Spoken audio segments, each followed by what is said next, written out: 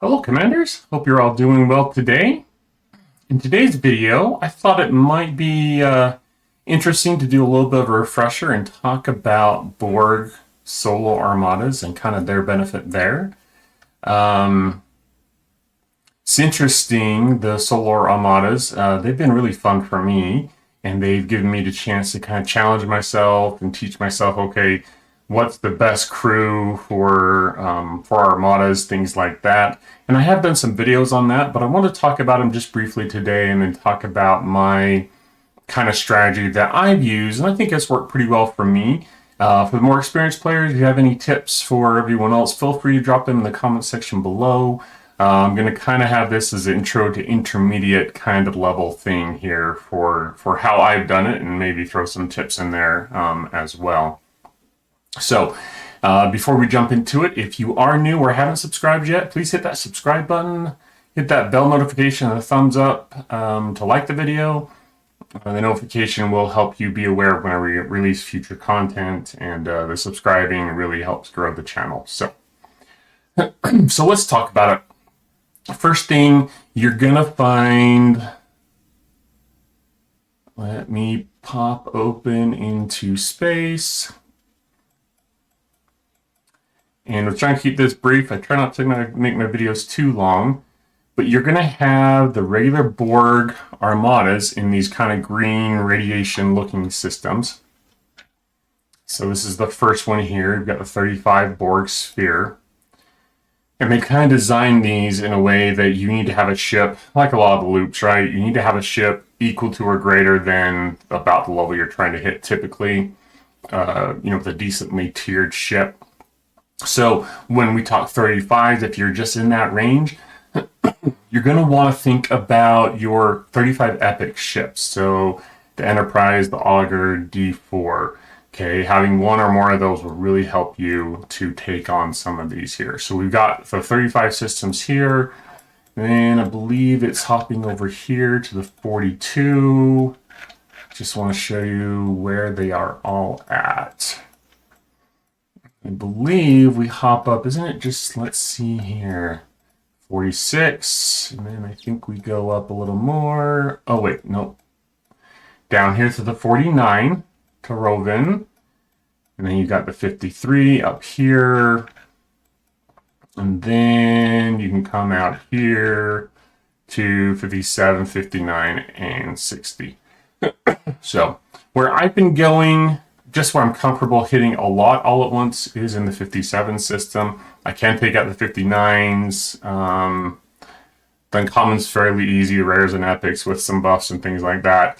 Haven't even tried the 60s yet. I'm not quite there. So the cool thing is that you can just keep challenging yourself, and you'll move up to a system, try it, and you'll get squashed, and then you'll do that. Okay, I found my limit. But that's kind of where the challenges and the fun is. I think, at least with it, is I can figure out where I'm at. So those are where the systems are at. Okay. So what ships do you use? Well, the Tali or Talios is a fantastic ship to use, but if we go into the research tree, make sure if you haven't done these that you are aware of this research here. Let's find it right there. Don't know why I never ever use my jellyfish, but it's got this one here. So these disruptor ones, you've got Klingon, Federation, and Romulan. So this one, bring down the Borg sphere's communications to increase damage dealt by 35,000% with Federation ships, and they've got one for each one, each faction. So each of them should be 35,000%. So they make your other ships just as effective as your Talios, basically. I mean, there could be some argument about which is more effective. One other thing you'll want to make sure you look at when you're doing this is in the starship tree, and it's going to be these two right here, your Talios warp range, to make sure you can get your Talios to the systems you need to. And then also this Reclamator. Increases Borg Solo Armada credits drop from Borg Solo Armadas while using the Vidar Talios. So those are going to be helpful if you have the Talios with your Armada crew or one of your 3 ships in your Solo Armada. You will make sure you're getting more credits. Something else that just came out recently. Let me see here. There's factions, I think, in the Borg. So I've made it a point to focus on these, but where is it? The Borg Armada spoils. Increased base solar Armada credits dropped. I'm at the 40% level 4 right now. And I think it takes epic for the next one is probably the reason why I haven't done the last one yet. No, it takes rare, but I was saving my rare for other things. But that is another way you can maximize your return on your Borg credits that you're getting. So what I end up doing is I end up taking my ships and crewing them appropriately. I'll show you the crews I've been using. They end up being probably my favorite crews for solo armadas. It works for me. I'd love to hear from you if you have different crews, and not just myself, but other people who can read the comments either here or on Discord. I'm sure they'd love to hear your crews. Everyone has a little bit different methodology. Basically, you want to look at our officers that have piercing, which means more damage will get to the Armada's hull, past their shields, past their defenses. You also want mitigation on your own ships. So you reduce the incoming damage. You're going to want each ship, if possible, to have a critical officer. And it's really important on these armadas to have someone like Lorca or Gorkon, or as a below deck option, B'Elanna Torres, if she's tiered high enough to cause hull breach, because that will make so your criticals do even more damage. So here's the crews that I use.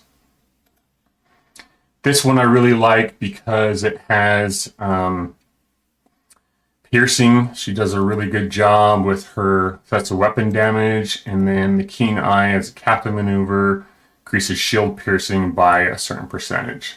So fantastic. And then I have Cisco for the criticals, and then Miles for the extra shots. So I'm having more shots, and it's more getting to the hull, which I really, really like.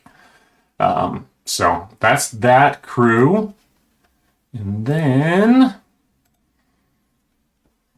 like this one, I've got Neelix below deck, even though he doesn't do a lot because he's not that highly tiered, and the other officers just for stats. But Chakotay increases number of shots, also increases criticals by a certain percentage based upon the level of your Chakotay. 7 of 9 increases your critical hit damage. And then Janeway is a fantastic officer for your isolated cascade.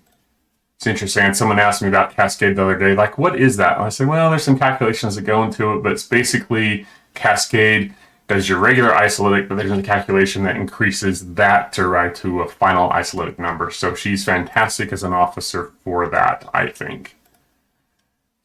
Oh, and one ship over. There we go. And then I've got your normal 5 of 11. Increases your mitigation stats. Increases the loot. Mine's tier 4, so 80%. I've got a maxed 6 of 11, so 40% of attack. So we have some extra piercing that goes there. And then con for the critical hit damage. And then I've got B'Elanna Torres below deck. And she is tier 3. So knock it down. There we go. 30% chance each round to apply hull breach. So not fantastic, but hopefully I can get her tiered up to 4 or 5 someday. That would be fantastic and super awesome. So I'll talk more about this in another video. I had a lower level player asked me to do a video on this. I know it's been done, but as you can see, I put a bunch of attack officers below deck here to get my attack as high as I can, because this is going to be impacted by the piercing. So I'm trying to get as much piercing as possible to get to the enemy's hull. So those are my officers. So what I have done over time, and this is my strategy for Borg solo armadas, is always try and get your ships up to a level that you can hit higher than your ops level. As high as you can, but higher than your ops level. And the reason why I do that is the higher I can hit successfully, the more credits I'm going to get. And the more credits I can get, the more I'm going to be able both max in my turn-ins and stock away directives. I blew through a ton of directives. Probably, I'm trying to think now. I think I had like 10,000. Is it that many? I want to say it was 10,000 epic directives I blew this morning for the solo piece of the Borg Armada we had going on.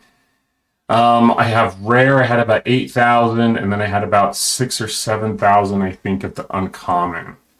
So it's really worked out well, and it's going to depend upon primes and research that you have, things like that, for where you're able to kind of source some of those things. But ultimately, you run the uncommons, and then as you do your turn-ins, you can then turn in to get your rare and your epic directive needs. So as long as you have enough to meet your needs, you can really stock up to save for the future. So I won't be able to show you all the turn-ins here, but as a reminder, I'm just showing you here, I've got almost 70 million uncommon. I still have a bunch more uncommon to run this time and some more rare. I had, I think, close to 100 million, maybe a little more than that, when I started this morning, and rare. And so this one event, just running all these armadas, is going to stock me up, and I won't have to run any more of these until next time, and I'll probably still have extra next time. So it's really going to stock me up, and I'll hopefully get some points to score, hopefully in the top 10, who knows. The rare and epic, as I remember, and I asked in Discord because it's been a while since I've looked at that, but it looks like it's Opt 40 that unlocks.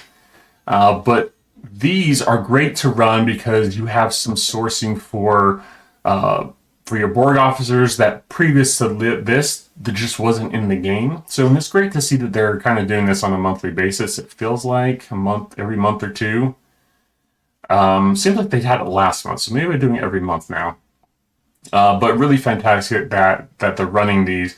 But not only will you have Borg sourcing, but you're also going to have a fleet commander material, so that will help you. So when you unlock a fleet commander, that you'll have a lot of resources to max them with one of those spend events. And I don't think the rewards are fantastic, but anytime you can win an event, get some free stuff, I would definitely recommend that.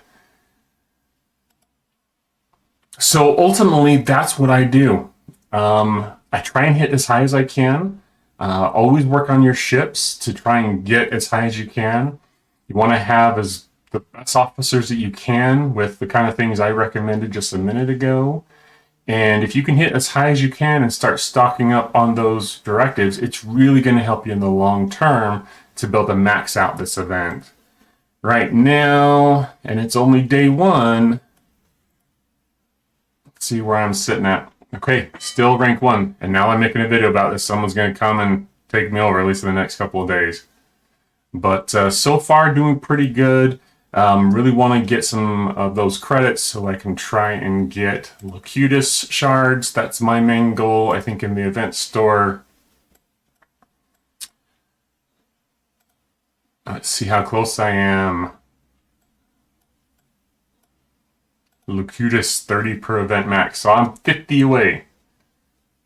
Alright, I won't be getting him this time, but I will get closer. So, fantastic thing to unlock, more fleet commanders with more of the skills that you can use in your game. So anyways, that's what I do, that's what I would recommend. You're going to have roadblocks or bumps you'll hit along the way, but try and employ a lot of those strategies. And like I said, if you have comments to leave below on things that you do or crews that you use, feel free to drop them below. I'd love to hear from you. I always try and read as many of the comments as I can. But if you can max that event and then only have to do this once a month, then that's fantastic. The only other thing I guess I could recommend, and I've already unlocked it, but in your Section 31 store,